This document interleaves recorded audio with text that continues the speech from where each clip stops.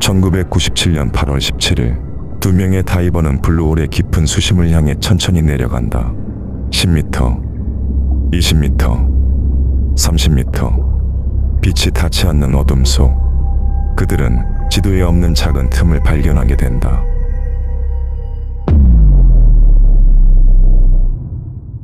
카리브해의 푸른 바다 위에 떠있는 섬나라 바하마.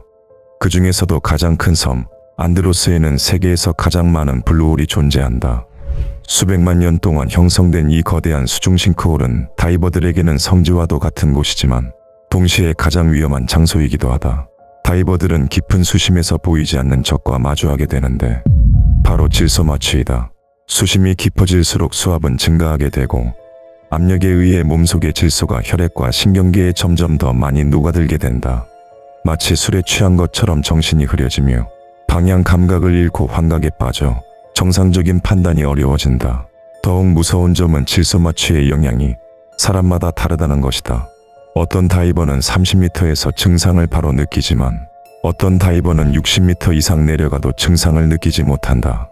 자신이 질소 마취 상태라는 걸 인식하지 못하고 너무 깊이 내려간 다이버들은 스스로 공기 조절기를 빼버리는 기이한 행동까지 하게 된다.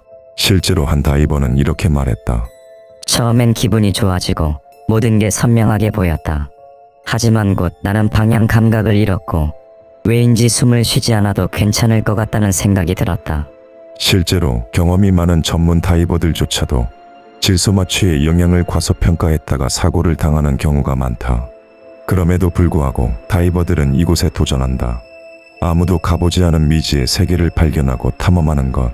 그것이 바로 그들의 존재 이유이기 때문이다. 롭 파커는 영국 본머스 출신으로 어릴 때부터 모험과 스포츠를 즐겼다. 그는 해안 절벽에서 암벽 등반을 하며 이름을 알리기 시작했고 곧 동굴 탐험으로 관심을 넓혀갔다. 누군가 새로운 도전에 나서면 그는 절대 뒤처질 수 없는 성격이었고 그의 경쟁심은 결국 동굴 다이빙으로까지 이어졌다. 당시 30세에 불과했지만 롭 파커는 이미 영국에서 가장 뛰어난 다이버로 인정받았으며 그는 과거 영국의 우키홀에서 63m의 잠수 기록을 세웠다. 그 기록은 무려 20년 동안 깨지지 않은 전설적인 기록이었다. 1997년 독일의 한 다큐멘터리 촬영팀은 블루홀 탐사를 주제로 한 영상을 기획하기로 한다. 그들은 촬영을 위해 블루홀 다이빙의 전문가가 필요했고 처음 섭외된 인물은 롭 파머였다. 그는 블루홀 탐사의 선구자이자 수십 번의 블루홀 다이빙을 경험한 베테랑이었다. 하지만 촬영을 앞둔 그는 이집트 홍해에서 다이빙 중 실종되었고 예기치 못한 비극의 촬영팀은 새로운 전문가를 찾아야만 했다. 그렇게 그들이 선택한 인물은 바로 롭 파커였다. 그렇게 파커는 그의 다이빙 파트너인 댄 말론과 함께 바하마로 떠났고 그들이 촬영을 진행할 블루홀은 포샤크스 블루홀이었다. 특이한 구조를 가지고 있는 이 블루홀은 입구는 산호초로 둘러싸여 있지만 내부에는 바하마에서 가장 큰 동굴 중 하나가 자리 잡고 있다. 길이 약 70m, 깊이 60m에 달하며 이곳이 그들의 주요 탐사 지역이었다. 파커와 댄 말로는 본격적인 촬영에 앞서 10일 동안 블루홀에 적응하기 위한 훈련을 진행했다. 감압 절차를 연습하고 장비를 점검하며 내부 지형을 파악하는 것이 목표였다. 그러던 중 파커는 수심 약 40m 지점에서 좁은 통로를 발견했다. 이 통로는 기존 지도에 표시되지 않은 곳이었다. 처음에는 단순한 바위 틈이라고 생각했지만 빛을 비춰보자 안쪽은 예상보다 깊었고 내부 끝은 보이지 않았다. 이후 파커는 추가적인 탐사를 위해 통로의 존재를 촬영팀에 보고했다. 하지만 이곳은 원래 촬영 계획에는 포함되지 않은 구역이었고 안전상의 문제로 추가적인 탐사는 허가되지 않았다. 그러나 롭은 모험가 기질이 강한 사람이었다. 그는 본격적인 촬영 일정이 시작하기 전에 말론과 함께 균열을 조사하기로 계획하고 1997년 8월 17일 오후 8시 블루홀의 조류가 가장 잠잠해지는 시간에 맞춰 다이빙을 시작했다.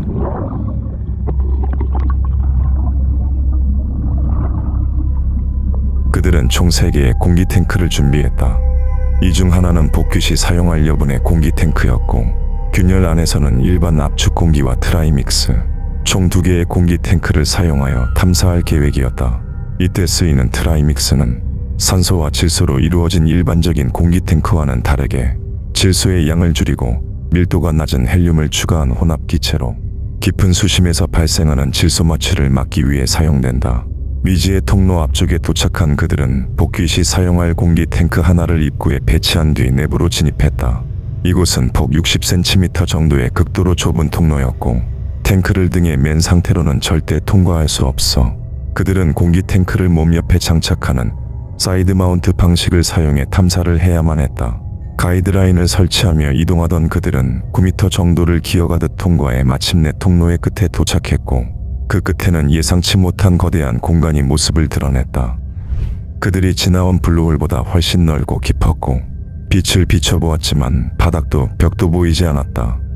이곳은 기존지도 어디에도 없는 발견되지 않은 미지의 블루홀이었다. 파커는 이곳에서 더 깊이 내려가고 싶어 했다. 말로는 망설였지만 결국 승낙의 신호를 보냈고